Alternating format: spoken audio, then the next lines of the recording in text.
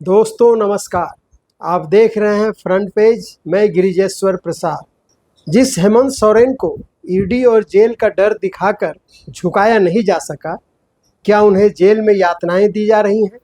क्या उनके साथ भी वैसा ही अत्याचार किया जा रहा है जैसा झारखंड के आदिवासी अधिकारों के लिए लड़ने वाले फादर स्टैन स्वामी के साथ किया गया था?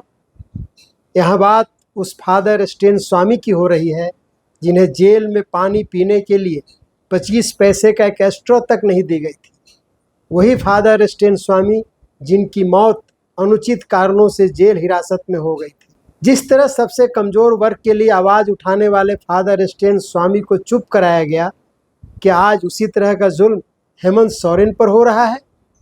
क्या झारखंड में लोकसभा चुनाव का परिणाम फादर स्टैन स्वामी की मौत का बदला लेने की शुरुआत? झारखंड के पूर्व मुख्यमंत्री हेमंत सोरेन के एक सोशल मीडिया पोस्ट में ऐसा दावा किया गया है। सोरेन के जिस फेसबुक अकाउंट से यह पोस्ट किया गया है, उसका प्रबंधन उनकी पत्नी कल्पना सोरेन कर रही हैं। 6 जून के फेसबुक पोस्ट में कल्पना सोरेन लिखती हैं कि जेल में हेमंत सोरेन पर उसी तरह का अत्याचार किया जा रहा है जैसा मानवाधिकार कार्यकर्ता स्टैन स्वामी के साथ किया गया था और हिरासत में उनकी मौत हो गई थी। फेसबुक पोस्ट में कहा गया है कि फादर स्टैन स्वामी को वृद्धावस्था और पार्किंसंस रोग से पीड़ित होने के बावजूद भारतीय जनता पार्टी की सरकार ने उन्हें झूठे आतंकवाद के आरोपों में फंसाया। उन्हें जमानत और उचित इलाज देने से इनकार कर दिया। उन्हें पानी पीने के लिए 25 पैसे का स्ट्रॉ तक भी नहीं दिया गया। जेल की परिस्थितियों के कारण उनका स्वास्थ्य बिगड़ता गया। दुर्भाग्य से फादर स्टैन स्वामी की 5 जुलाई 2021 को हिरासत में मौत हो गई। वह दशकों तक आदिवासी समुदायों के अधिकारों के लिए लड़ते रहे थे। फेसबुक पोस्ट में 84 वर्षीय फादर स्टैन स्वामी की हिरासत में हुई मौत को भारत के लोकतंत्र और मानवाधिकारों की स्थिति पर एक काला धब्बा बताया गया है। इसे आतंकवाद के बहाने विपक्ष एवं आदिवासियों को दबाने की भाजपा की नीति का उदाहरण बताया है। आदिवासी एवं मानवाधिकारों के लिए लड़ने वाले फादर स्टैन स्वामी को भीमा कोरेगांव माओवादी साजिश मामले के सिलसिले में 8 अक्टूबर 2020 को एनआईए द्वारा गिरफ्तार किया गया था। उन्हें मुंबई जेल में रखा गया था। न्यायिक हिरासत में ही मुंबई के एक अस्पताल में उनकी मृत्यु हो गई थी। उनकी मौत उसी दिन हुई थी जिस दिन जमानत का इंतजार था। उन्हें जेल में कोरोना हो गया था। उन्हें समय पर समुचित इलाज नहीं मिलने के कारण उनकी स्थिति बिगड़ती गई थी। वे 8 महीने से जेल में थे। आदिवासी और मानवाधिकार संगठन स्टैन स्वामी की मौत को सांस्थानिक हत्या करार देते हैं। ऐसे संगठन उनकी कथित हत्या के लिए जिम्मेवार लोगों को सजा देने की मांग करते रहे।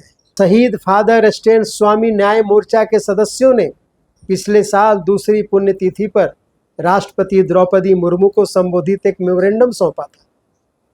वाशिंगटन पोस्ट में 13 दिसंबर 2022 को प्रकाशित आर्सेनल कंसल्टिंग की रिपोर्ट में बताया गया था कि फादर स्टैन स्वामी की गिरफ्तारी के लिए जिस डिजिटल साक्ष्य को आधार बनाया गया था, उन्हें उनके कंप्यूटर के हार्ड डिस्क में प्लांट किया गया था। फेसबुक पोस्ट में कल्पना सोरेन कहती हैं कि झारखंड में लोकसभा चुनाव ने फादर स्टैन स्वामी की मौत का बदला लेने की शुरुआत कर दी है। क्या कल्पना सोरेन झारखंड में भारतीय जनता पार्टी को मिली हार को बदले की शुरुआत बता रही हैं? झारखंड लोकसभा चुनाव में भारतीय जनता पार्टी को आदिवासी सुरक्षित सीटों से हाथ धोना पड़ गया है। पार्टी को 5 आदिवासी सुरक्षित क्षेत्रों में करारी हार का सामना करना पड़ा है। 2019 के चुनाव में लोहरदगा, खूंटी और दुमका सीटों पर भारतीय जनता पार्टी का कब्जा था, परंतु हाल ही हुए चुनाव में झारखंड मुक्ति मोर्चा ने भारतीय जनता पार्टी से तीनों सीट छीन ली।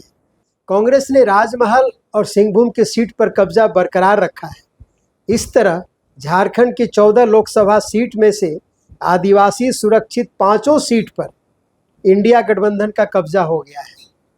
क्या आदिवासी जनता द्वारा भारतीय जनता पार्टी को नकार देना फादर स्टैन स्वामी की मौत का बदला है या बदला लेने की शुरुआत भर है? फेसबुक पोस्ट में कल्पना सोरेन झारखंड की जनता से आह्वान करती हुई कहती हैं जिस तरह सबसे कमज़ोर वर्ग के लिए आवाज़ उठाने वाले फादर स्टैन स्वामी को संस्थागत लापरवाही और अन्याय के जरिए चुप करा दिया गया, आज हेमंत सोरेन के साथ भी वैसा ही अत्याचार किया जा रहा है।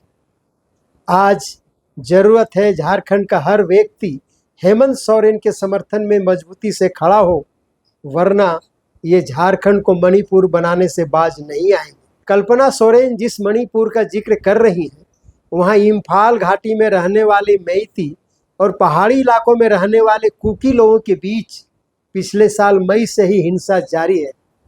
अब तक जातीय हिंसा में 200 से अधिक लोगों की मौत हो गई है और हजारों लोग बेघर हो गए हैं। बहरहाल फेसबुक पोस्ट के जरिए कल्पना सोरेन ने फादर स्टैन स्वामी का नाम लेकर अपने जज्बातों को साझा किया है, परंतु हेमंत सोरेन की तुलना फादर स्टैन स्वामी से नहीं की जा सकती है। हेमंत सोरेन के मामले में जेल के भीतर की परिस्थितियों से हम अवगत नहीं हैं।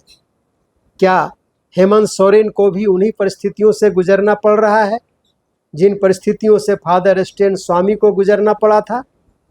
यदि इसका जवाब हाँ में है, तब तो निश्चित रूप से यह चिंता का विषय है। धन्यवाद। नमस्कार।